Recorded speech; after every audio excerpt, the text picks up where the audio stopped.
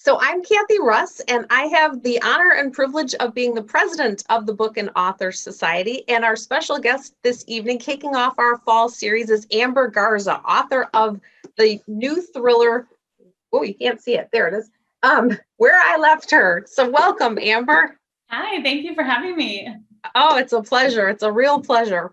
So Amber and I are going to chat in just a little bit, but first I want to talk to our audience because I'm sure some of you have been with us before, but in case you're new, I want to tell you how our author events work. And I also want to bring to everybody's attention, we have had a name change.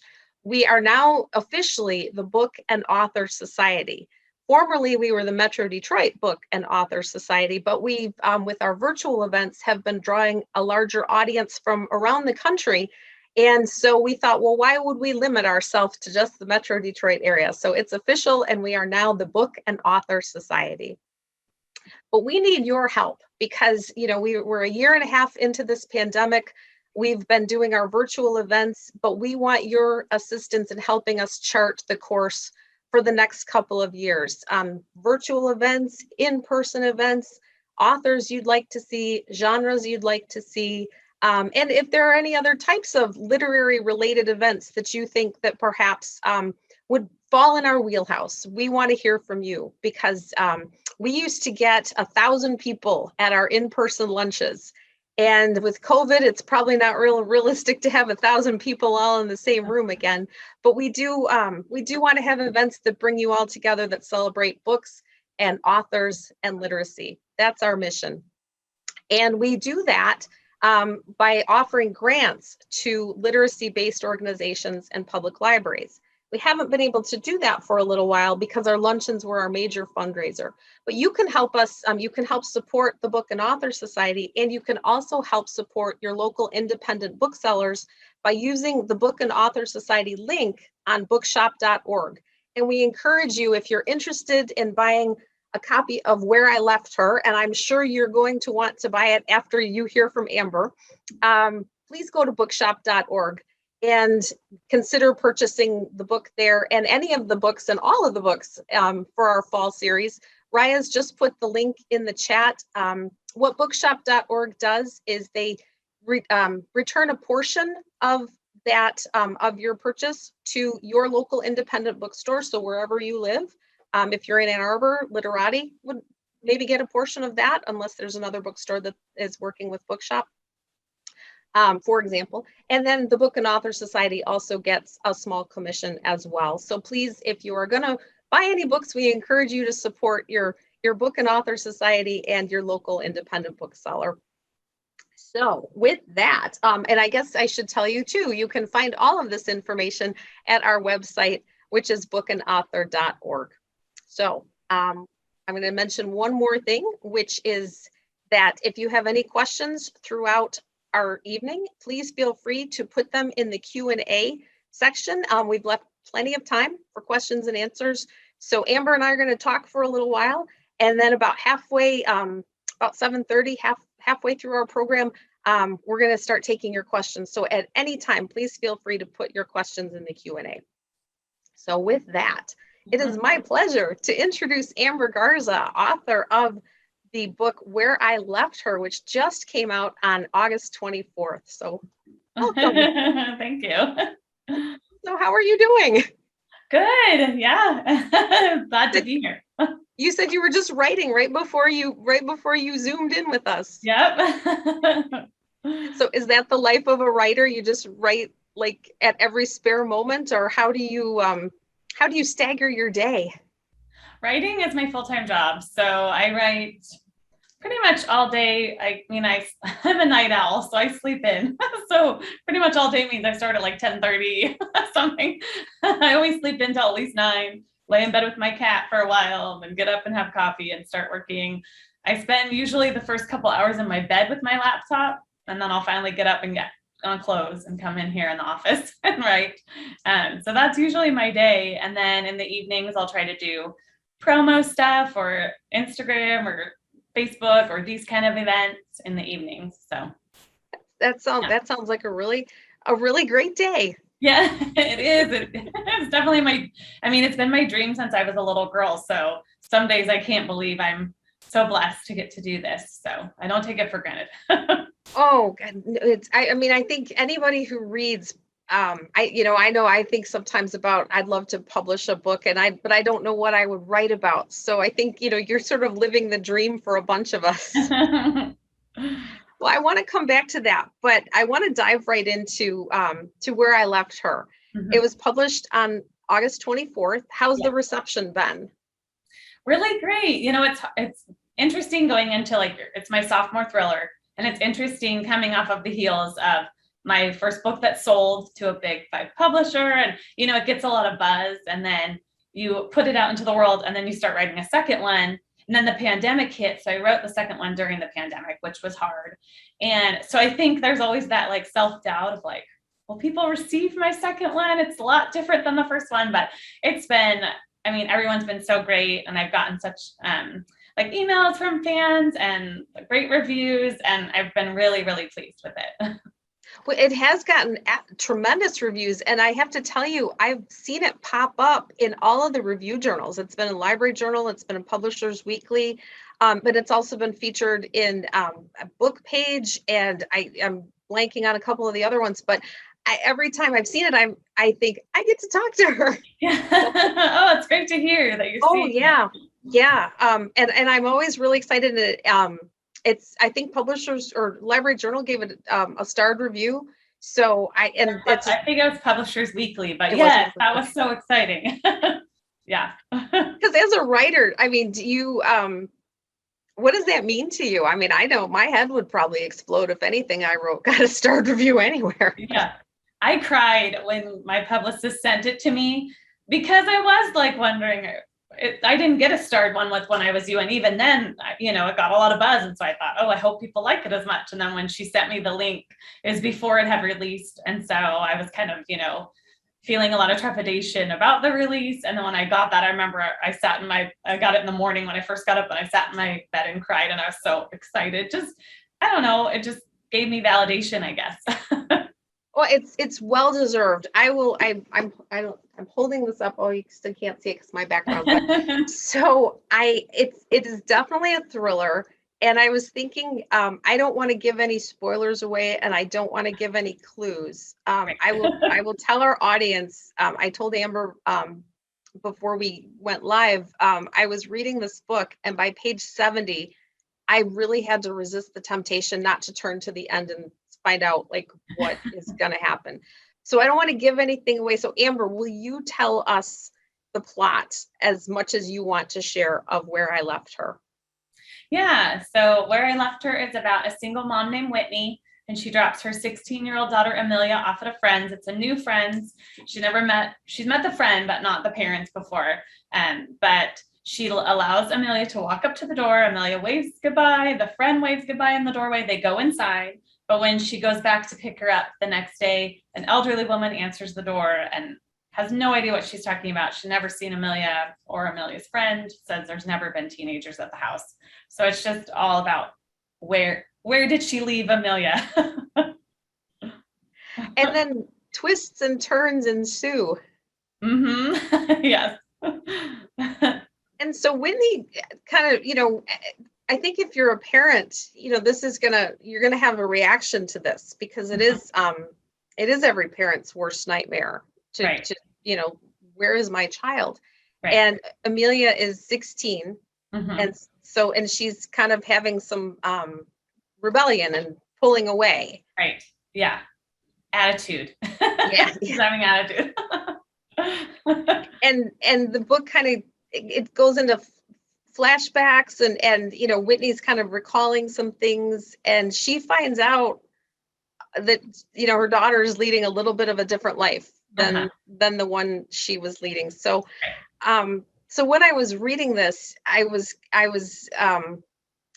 don't have kids, but I have nieces, and so I was thinking, oh my gosh, if this ever happened to my sister or my niece, what? So how did you think of this? I mean, where do you come up with this sort of idea? Did you just tap into that worst fear? So what actually happened was when my daughter was 13, so my daughter's 19 now, so this was a while back. I dropped her off at a friend's house one night, and it was a friend that I knew well. They had hung out for years, and I'd been to that house a lot, met the parents and stuff. So I dropped her off, and then a few hours later, I went to pick her up, and an elderly woman answered the door and had no idea what I was talking about. And I kind of, for a second, like kind of freaked out, but then I looked around and realized I had gone over one street. So we live in suburbia and there's a lot of houses that look the same. And I had just gone over one street and went to the exact same looking house on the corner, but it wasn't her friend's house. And so I said, "Oh, I'm so sorry. I went to the wrong house," got in the car. But just from that short drive to go pick up my daughter, I had this idea because I thought, "Oh my gosh, what if I was at the," and I remember picking my daughter up and telling her this. I said, "Oh my gosh, I have the best idea for a story. Let me tell you what happened. What if that was the right house?" And she was like, "Mom, you are crazy. Like your brain, is that really what you thought when you thought that I wasn't at that house?" But anyway, so I wrote it down in my idea journal. And then when I was thinking of what to write for the second book, I remembered that idea. So wrote it years later, but it's a good one. It's a really good one. So did you have to draw from any real life teenage experiences to form the character of Amelia?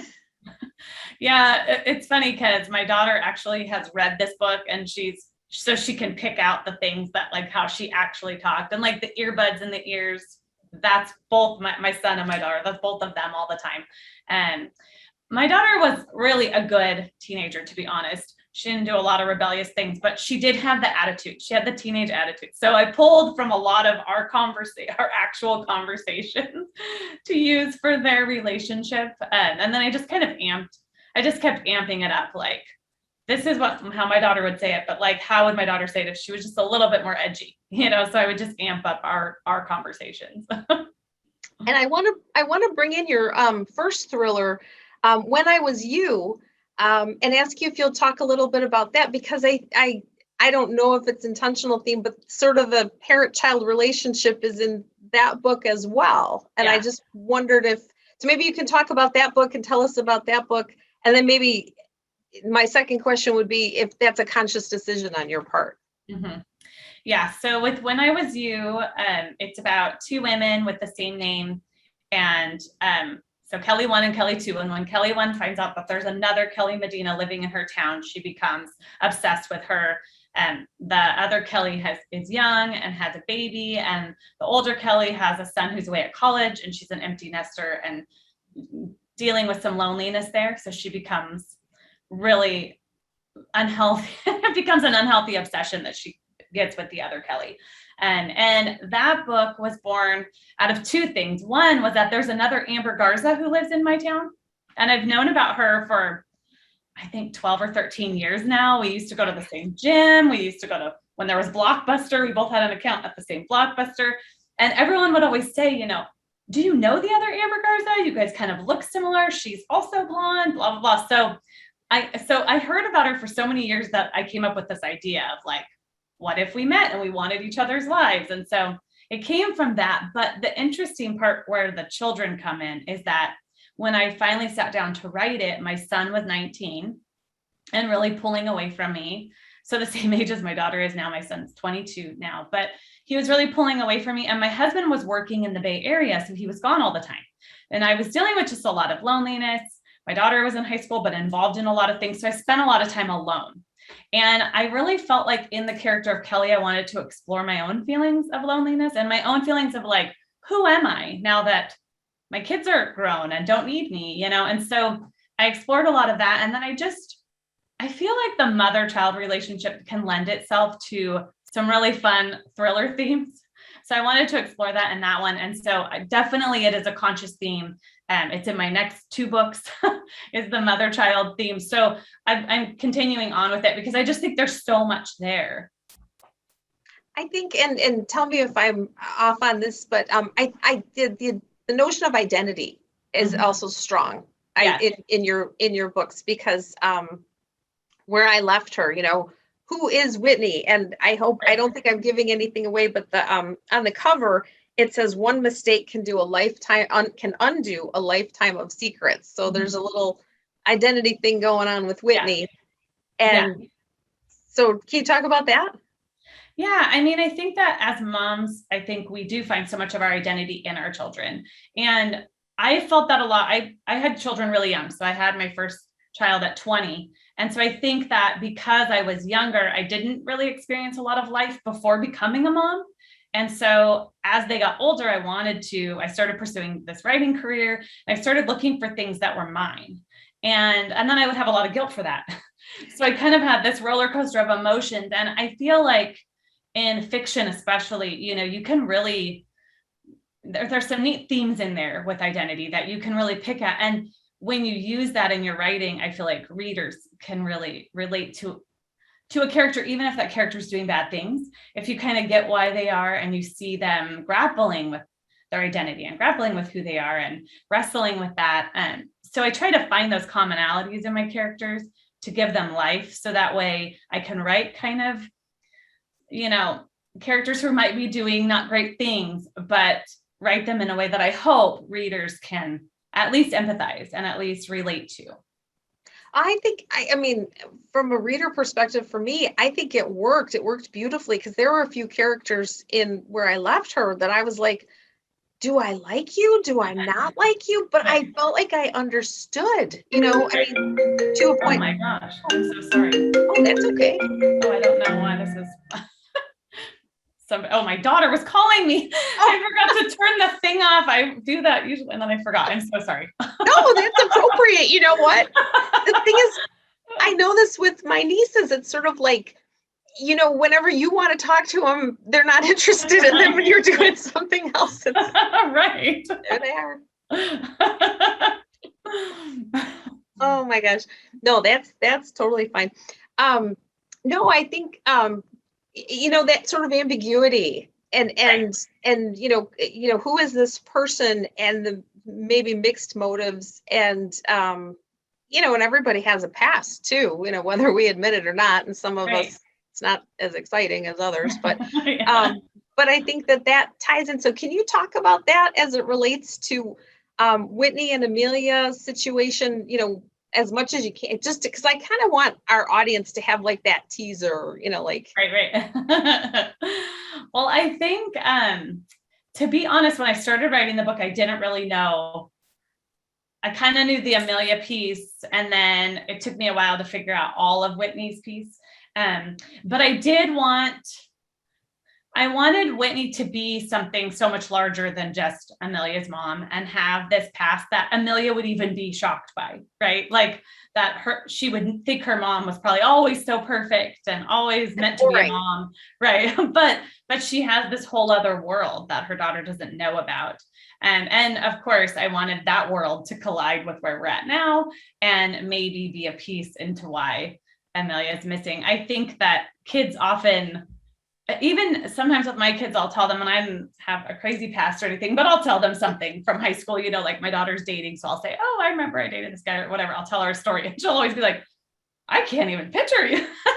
You like that. And I think kids do have a hard time seeing their parents as these multifaceted people with this other past that didn't include them. And so yeah, I enjoyed kind of piecing that in and then how it all unfolded.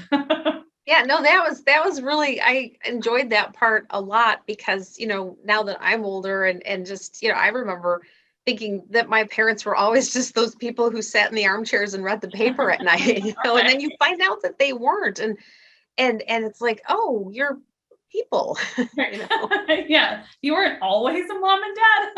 Right. That's right. So as far as plot, see, here's a question I've always wanted to ask a thriller writer. So when because some thrillers work better than others, and I read a lot, and there are some twists and plot endings that you can, you kind of go, okay, I and it's a game, right? You try to figure out what's going on, right. And if you can figure it out, then you win the game. I didn't figure this out, but I try, Okay. and some twists are sometimes more successful than others. So as a writer, like how do you plot the book, and how do you decide, like, what's enough, in terms of twists, because some books that I've read, it's like every time you turn the page, the story's going this way. And that to the point where, you just go, well, this doesn't make any sense anymore. Right. Yeah. This book was, perfect in that it was a page turner, but not so much that I was like, okay, whatever. So how do you do that? How do you strike that balance? Oh, that's a good question. I think first and foremost, you have to make sure your twist, like you're laying the foundation for the twist. Hopefully the reader won't get the twist, but when the twist comes, they'll be like, oh, yes. How did I not? That all clicks into place now, right? As a reader, I don't love it when I read a book and then I feel completely thrown by the twist at the end. I like to be shocked, but not to the point where I'm like, I feel blindsided, so I don't like that as a reader. So as a writer, I try to be really careful. Like, does my twist make sense? Have I laid all the foundation for it? And me personally, I always like the third act twists. I always like the ones that kind of happen at the very end of the book. I don't mind like a twist or two earlier, but I don't like a ton of them. I like it if it's like at the very end when you think you finally had it all figured out. And then it's like, wait, I didn't. So I personally like that as a reader. So I try to do that. I will be really honest and say that I am really bad on my first and second and third draft, like when I'm doing it by myself, of withholding too much. So I withhold because I'm a writer who doesn't want to give too much. I always just wanted like these little tiny, and then a lot of times my agent will be like, okay, you're keeping us in the dark too long. So really my agent and my editor are great at reining me back in and adding in the things that the reader needs to see earlier, like kind of, shifting me earlier in the book to show you things. So I really feel like it's a collaborative effort to get there. And I feel like on my own, I don't do as good of a job as my agent and my editor at seeing where I need to put the things. I have them all in there, but I will usually string them out and wait too late to show you. So, well, and do you feel like sometimes you can be too close to it because it's your story, right? And it's in your head and it's coming out on the pages, right. But maybe you're not, and it all, but you don't maybe realize that we don't know it all, or right. we're not where you are. So yeah. I think that could be part of it. And I write a lot of backstory and I don't always write in order. And so I feel like because I have all these different documents up in different pieces, I think sometimes I've given readers something that I haven't. And then, so it'll take a second set of eyes to go, I'm not seeing this anywhere, so. Well, that's cool. Do you write the backstories on the characters before you put them in the book? Yeah, I do a lot of extra work. Like as I'm writing, so I'll start writing the story and then I'll usually will hit a point where I'm like, oh, I'm not, because I'm just trying to lay the foundation of the story, but I'm really trying to understand the characters and get into their minds. And then at some point I'll hit a point where I'm just like, oh, I'm having trouble getting into this character. So I'll spend some time just writing some things that never end up in the book, but just kind of, I'm just going to free write about this character for a week or something. And then usually I'll also do some setting. I'll work on settings. So I'll go to wherever it is that this took place at, walk the neighborhoods, try to put myself in the character's head of like, what would they do on a daily basis? And so I try to do some things just to really feel that character. And then I go back into the book. And so sometimes I will have laid a skeletal foundation of the book, maybe even the whole rough draft before I do that work. And then I layer in more pieces. So I can really connect to the characters. That's just so cool. I'm always interested to hear because everybody writes differently. And if you kind of layer and layer and layer and bring in the detail. I will say one of the things that I did enjoy, I have not been to the Sacramento area. Okay.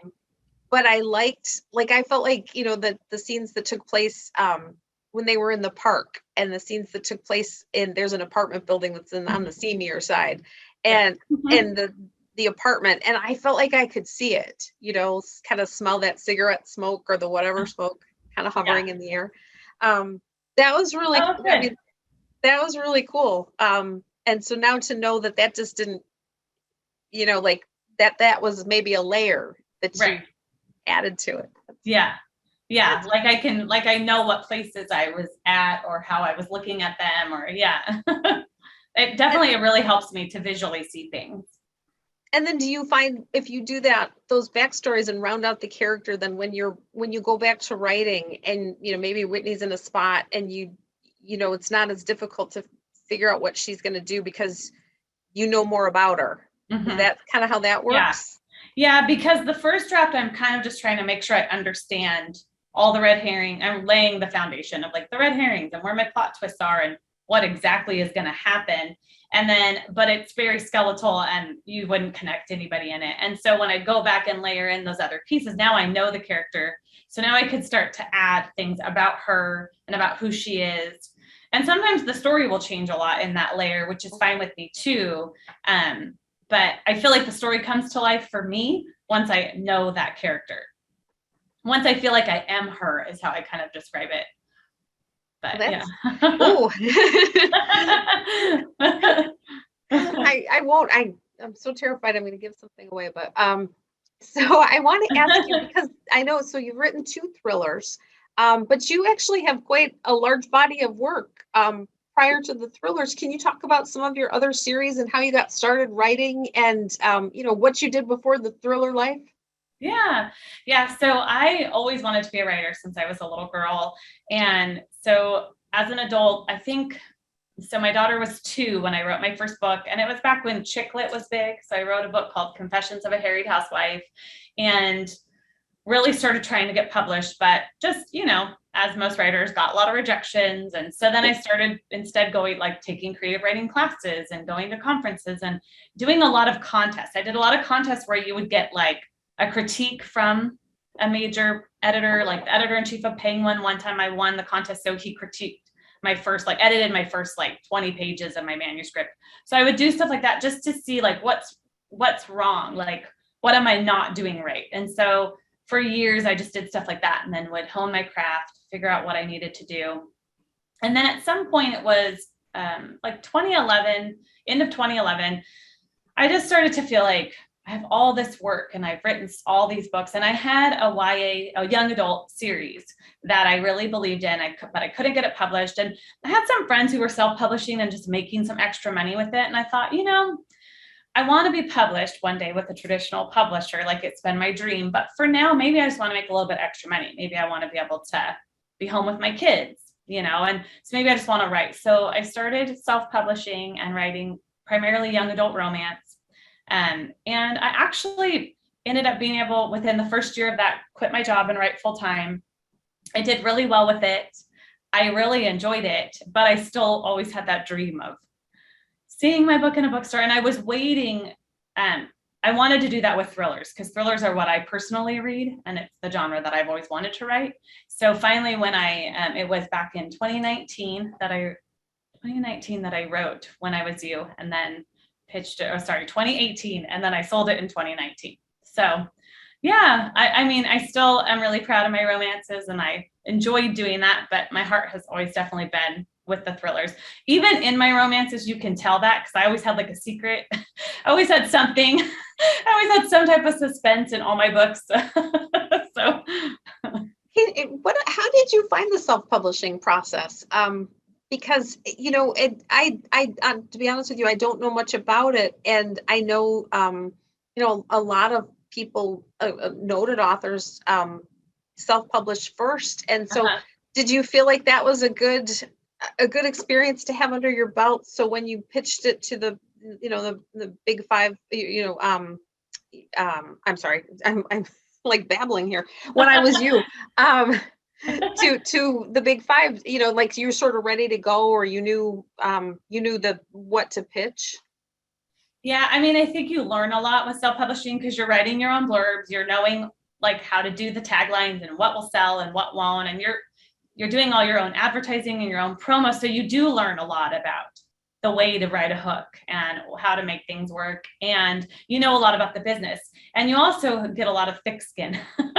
So I feel like by the time I pitched When I Was You, I felt pretty confident that I could sell it, and it still felt like, huge and like a dream come true when I did it. But I had been in the business long enough that I kind of knew I had something marketable. I knew I had a good hook, because you learn a lot about the business as opposed to when I first started and I would send things out, and looking back at that, I'm like, I can't believe I thought that was a good hook, you know? No wonder they didn't want that. So I definitely think I learned a lot. Yeah, well, I haven't had any experience with the publishing world, but the book that I read most recently about it was The Other Black Girl, Okay. which was fantastic look at the world of publishing and among other things, but to all the manuscripts that they read and like who they choose and Right. the meetings that they have about it, and I was like, wow, I who knew? Right. So just, I mean, to be published by one of the big five is a major accomplishment, Mm-hmm. I think. Yeah. Yeah. It feels really surreal. I still, yeah, like I said, I never take it for granted. I wake up every day feeling just super blessed that that this happened. So So do your kids think that you're, like all that and, my mom's a published author and, you know, yeah, I mean, I think it's neat the way that I did this because they've been involved in my journey this whole time. They've seen me cry over rejections. They've seen me go through the self-publishing game, and then they saw all the work I put in to trying to get this publishing deal. And so, yeah, I mean, when we went to look at When I Was You in the bookstore the first day that it was out, I was with my kids and they cried oh, when they held my book. So they've been, and at my first launch party, it was just a family one because, the pandemic, but it was just us. But my dad gave a speech, and then my son gave a little speech, and he couldn't finish his because he was crying so hard. So they've been really proud. And I think it's a neat thing for them to see because it took me, 15 years to get my publishing deal. And they watched me walk that process. And I think I'm really glad that it happened the way it did, because I think I appreciate it more. And I think that they see like things are worth fighting for. especially if it's something you love and, Yeah. and that's your dream. So now Yeah. you have your dream. Yeah. Oh, I think that is a good point to maybe, is it time to take questions? I know I have more questions, but I want our audience to have a chance to ask some things too. Yeah, Right? I think, well, we have a couple, but audience members, if you have a question, now is your chance to click on the Q&A button down at the bottom of your screen and type it in, and I'll ask Amber for you. So we'll start with a question from Tammy. Hi, Tammy. Tammy wants to know, so you just talked a little bit about how your kids have reacted, but you said, your daughter has been sort of more model for the characters in the book. So what does your daughter think about that? I don't, that's a good question. I think some things she's liked, some of the stories I used in the book that were hers, she's liked. And then some things I think she's kind of like, are you going to talk about that again? Are you going to tell people about that again?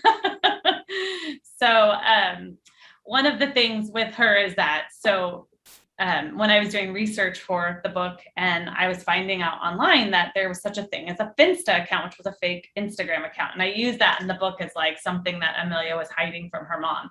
And as I was doing the research for this, I mentioned something to my daughter, and by her reaction, I found out that she had a fake Instagram account, and she was over 18 by this point. So I couldn't tell her she couldn't have it. But I ended up finding a way to stalk that account.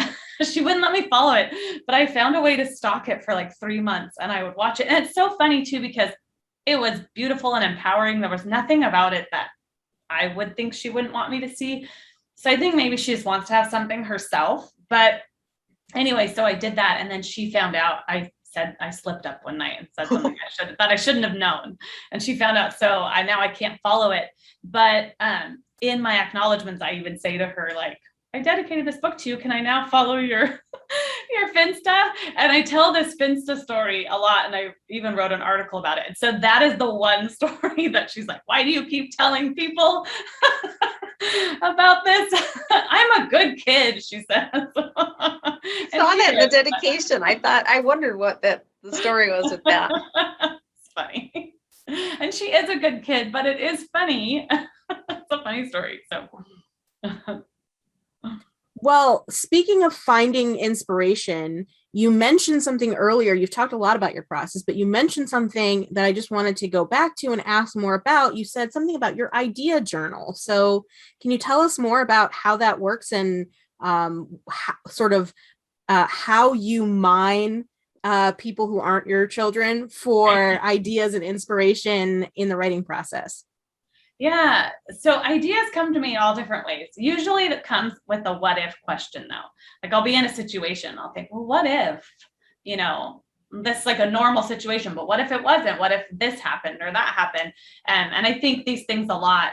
And so, or even like I'll be watching a TV show or something and it'll just spark an idea, or I'll see a commercial that'll spark an idea. I get them all the time. So I just kind of will write down, sometimes they're nonsensical. I've gone back to the idea journal every once in a while and thought, what did I mean by that? But usually it is like, what if this happened or what if, and I'll just start with the what if question. And then I'll just go back to it every once in a while when I'm trying to come up with another idea for another book. And I kind of pick from there. So. So that's great. You have like some ideas in reserve all the time and things that you can just observe that might make it into your next book or whatever you're working on next. Which actually, I don't want to interrupt the questions, but I don't want to forget this one. Amber, do you ever start something based on an idea that you have and think and get like a little bit into it and think, not now, or maybe not ever, or does that ever happen? Yeah, that does happen to me. It's happening to me less now because I'm on deadlines. I do leave space for that, and my editor leaves space for that. With book 4, for instance, I gave them 3 ideas and then they told me which one they liked best. And I started it. And at first I wasn't sure. I thought, I don't know, I might be feeling a different idea, but I knew I could switch to that other idea because I had enough time if I wanted. And it just took me some time of really, really mining that, like really trying to think through that idea and digging deep. And I did decide to go with it.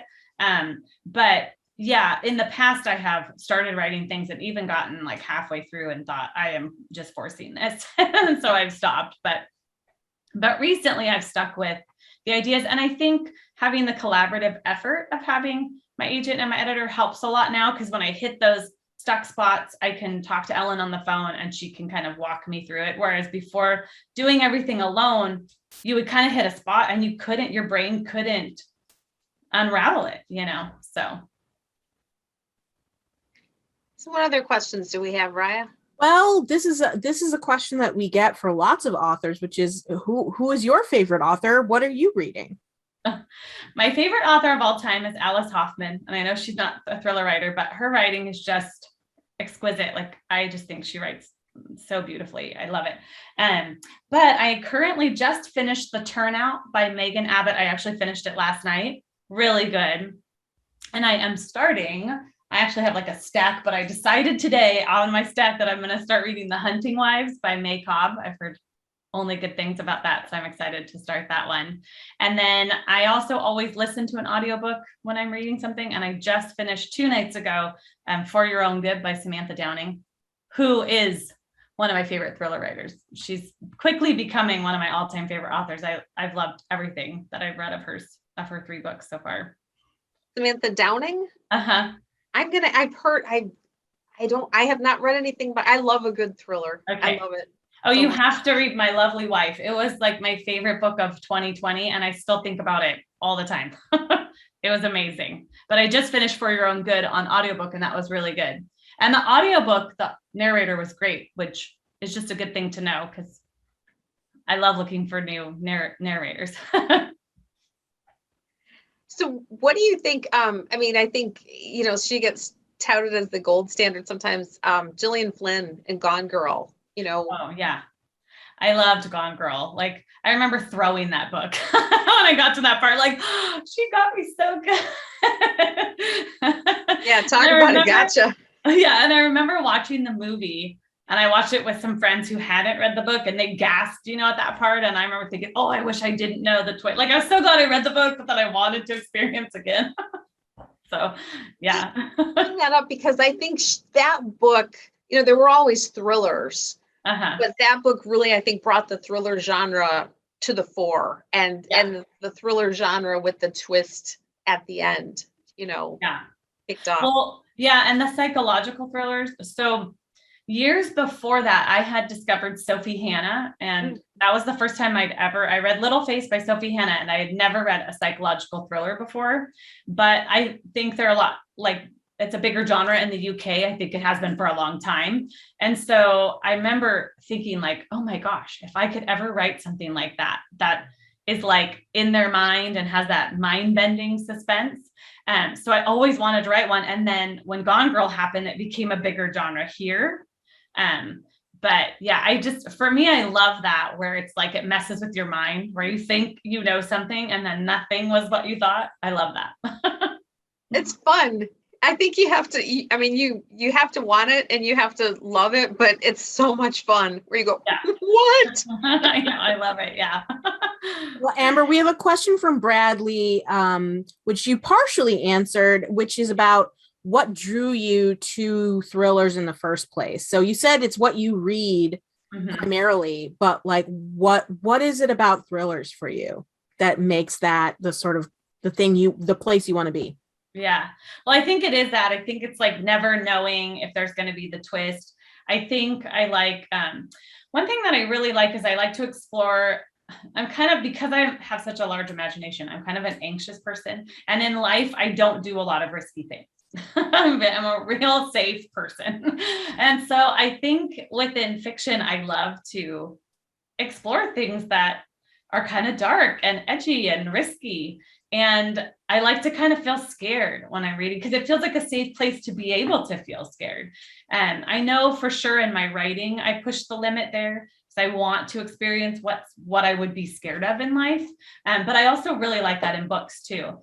And I think too, I like regular fiction. Like I do read Alice Hoffman and I read a few authors that I love, but I always have that like thirst for something more to happen. Like, not just the story and not just the characters, but like there's something else that's pulling me along. There's going to be something that's going to happen, or there's a mystery, or there's a murder. I don't know. I just really like that. Something that like lurks below the surface. Yeah. Yeah. Yeah. The hidden depths. Mm-hmm. So you mentioned loving audiobooks and listening to lots of audiobooks. Are your books available as audiobooks? And also, do you get to weigh in on who the narrator is for those? Yes, they are an audiobook, and I did choose my narrator, Vivian Lahaney, and she's amazing. She does such a good job. I had chosen her for the first one, and then I had asked her if she would then do the second one. And she's also a lovely person, and I hear nothing but good things about them. I mean, I personally like it, but I also hear great things. And I have my grandpa who's 97. He can't read anymore, so he listens to my audiobooks and he thinks she's fabulous. So he's the reason that I first fell in love with her voice, because he loved her. So that's awesome. I'm so glad that your grandfather is listening to your audiobooks. I'll have to check out that narrator too. Yeah. Okay. Well, I think that probably Kathy was going to ask you this question, but since you mentioned a fourth book, I left it for you. I'm gonna beat Kathy to the punch and ask you, third and fourth. Now, what are you working on now, and what can we expect from you? Yeah, so I'm actually working on book 4, but book 3 will be coming out it'll be coming out this next summer. And I can share about that one. So that one is called Winnie Came Home, and it's about a widow who she's estranged from her son, but she's starting to have some cognitive issues, and her mom had early onset Alzheimer's. So she thinks she is getting early onset Alzheimer's. So she asks her son to come back and live with her. And within the first month of him living with her, 2 women in her neighborhood are murdered. And she starts remembering things from his childhood that he did. And she starts to increasingly become suspicious that he might be the murderer. Where do you get these ideas?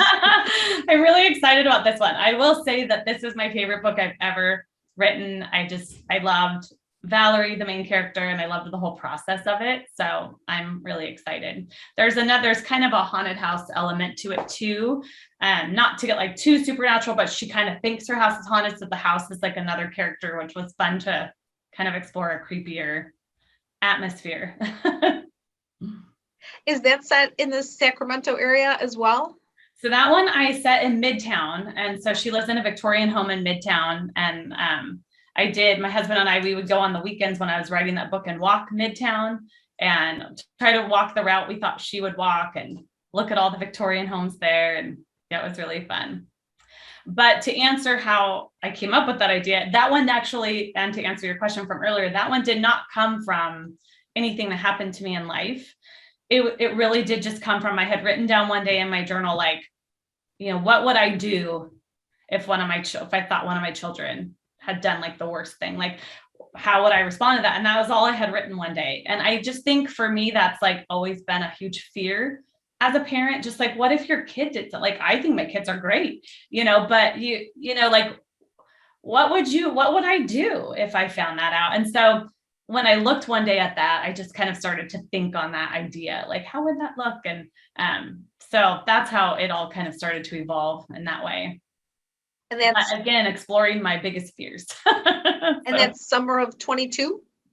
Mm-hmm. Yeah. Yeah. Since you had mentioned that Where I Left Her, you wrote that during the pandemic. Mm-hmm. How was that? I mean, because writers, you kind of, you're in your room and you're by yourself, but the pandemic probably magnified that. So what was it like to write a book in a pandemic? So regards still kind of there here, but but Where I Left Her was particularly hard because at the time my son was still living at home. He's since moved out, and my daughter is in college, still doing college here at the home.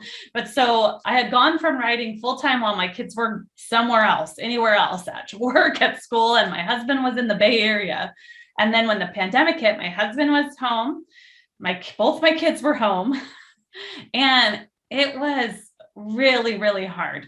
Just the added noise. I write with music blasting in my office by myself, and with my kids home, it would be like, no, I need the computer, or they would be just coming in. My daughter just walks in and just starts talking because she's a talker. And so it'd be like, Kayleen, and having my husband here, and he was finally home. So he's like, let's go on a walk. Because he's stuck in the house, let's go grab something to eat. So it was definitely hard. And it was hard too, because you couldn't leave. I couldn't just go to a coffee shop and go write somewhere. So it took a lot of just trying to find stolen moments and trying to work through the noise and try and work with my family on, this is my time I'm working. I'm not trying to be rude. So, but then I think on top of that, it was, the pandemic was hard on our brains. And so even when I would get those stolen moments, I had all of this of what's going on in the world in my head. And it was just, it was definitely the hardest writing experience I've had, was writing Where I Left Her. I'm super glad that it turned out the way it did, because there were moments where I thought, I don't know if I'll be able to finish this book. So, but I feel like we're coming out of that. At least my family's not all home all the time now. And I feel like at least I can leave the house sometimes and get a little bit more freedom. So it's been easier coming out of Where I Left Her, which I'm happy with. Can I ask you, as an author, how does the pandemic, or does the pandemic, or will the pandemic enter into any of the plots of your books? Because, I keep up with the new releases and the books, and I haven't seen it really in books, but I wonder if in a year from now or 2 years from now, it'll be there, because it's, obviously it's everything in our lives, but in the wonderful world of fiction, it doesn't have to be. Right. So how does it fit with your books? I haven't put it in yet. For me, it's like, I haven't even wanted to read. I've seen some books that have come out that are about the pandemic, and I've heard they're fabulous. And at some point I want to read them, but I don't want to read them now. We've had some personal tragedy in our family because of COVID. And so I feel like for me, when I write, I just have to, I don't want to think about it. I don't want to go there. So I don't see it in my books right now, but I'm sure at some point you'll look back. And obviously, if I had a book that I never say the dates, but if I did have a book that had 2020 in it, I would have to put it in. But so far, I just kind of avoided it. No one said anything to me about that.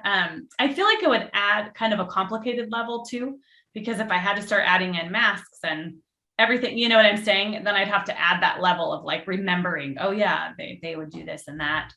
I think if it becomes more of a way of life, or, you know, as we move away from it, it may need to come in, but at this point, I have not. Well, I bring it up because as I read mysteries and I read thrillers, left to my own devices, that's all I read. But and it hasn't really entered into anything that I have read so far. And I like it that way. Yeah. I like being in that English country house and nobody's wearing a mask and there's the body on the floor, but you don't have to worry about not touching anybody, don't touch the body, but you can, be around each other. And because fiction and mysteries and thrillers, it's an escape. Mm-hmm. Yeah. It's an escape. So, yeah. So thank you for answering that, because it's something that's just been sort of every so often runs through my mind. And I just appreciate it. Thank you. Yeah. And I'm sorry. Thank you. So Ryan, I just keep taking over from any questions that anybody might have. I'm sorry, audience. That's okay. Everybody's been pretty quiet. I'll give you guys one last shot at typing in a quick question, but I think Amber, you've really let us into your process and some of your inspiration, your family, and also sort of the projects that are taking up your time now. And we are going to look forward to that next book number 3 in the summer. And I think I'm gonna disappear again, but I'm gonna put a link again for Bookshop. If any of you want to buy it, I think it sounds like a great gift as well. So if you know someone who loves a good thriller, this one should be on their TBR pile. If you know any women who are moms who have children who are teenagers, or who have had rebellious teens, or just moms who need an escape, this is a great book. I think I read this book in like 2 days, just because I just really so much wanted to find out what happened next. But what I wanted to ask you, because we still have a little bit of time left, is the Where I Left Her, the movie, Where I Left Her, the TV series, like who do you have a preference on that, and who would you cast? Do you have any like a dream cast for any of your books, really? That's interesting. It's funny.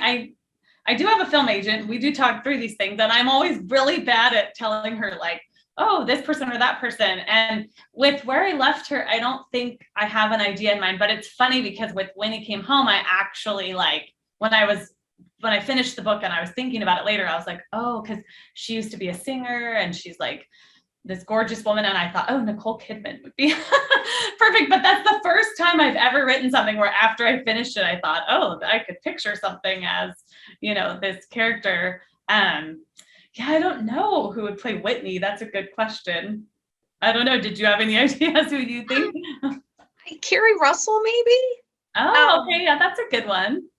Just because she's so attractive, but she's versatile, and she can do, and Amelia, I'm not as good with the younger actors and actresses these days, so I don't know. I'm not really either.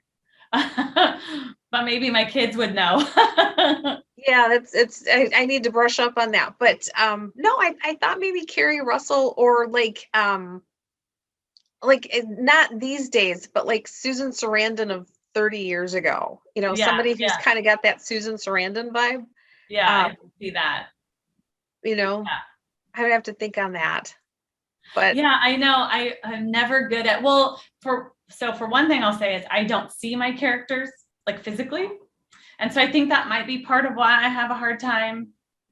Like sometimes I'll force myself to say like, oh, they have this color hair or whatever. But when I picture them in my mind, I don't picture them physically. I like sense them. So So I do have a hard time sometimes. I think that's why, because trying to make him fit a person is hard for me. Well, and you probably don't want to write like Whitney with Carrie Russell in mind, because Right. that's part of the fun for the audience is, like I can picture Whitney, and my Whitney's different from your Whitney, Right. different from somebody else's Whitney, Right. but it's still the same Whitney and the same story, and Yeah.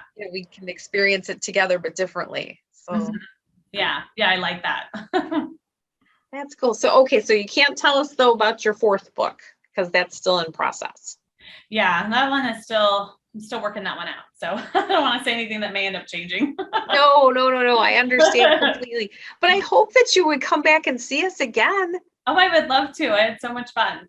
Oh, that makes me so happy. You are most welcome anytime. And so, so when he came home, Mhm. that's next August of 22. I'm assuming August. Yeah. Next summer, but I'm assuming it will stay on the August. Okay. But in the meantime, Where I Left Her by Amber Garza, if you want a really excellent page-turning thriller that I will say that there was a couple times that I was like, whoa, in the middle, and then about 3/4 of the way, I was like, oh, that's cool, or that's different. And then the end, you just go, and but it does all hang together. So as a reader of thrillers, that's my critique. Good. I'm glad to hear it. So Amber, thanks so much for being with us tonight. I just so appreciate it. And you please know we wish you the best.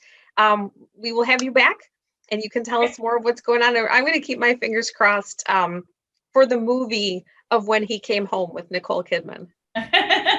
Thank you so much for having me. This was great. Oh, thank you. So thank you all to our audience for joining us tonight and being part of the start of our fall 2021 series. I want to let you know that on Monday, October 18th, we are talking with Angeline Booley, who is the author of Firekeeper's Daughter, which is a mystery and has a connection to Native American literature and lore and culture. And I'm really excited to talk to her and all that she brings in this great book and this great mystery. And then November 8th, we have Ni Vo, the author of The Chosen and the Beautiful. And that is the story of the Great Gatsby told from the perspective of Jordan Baker, who has been recast as Asian and queer. So how cool is that?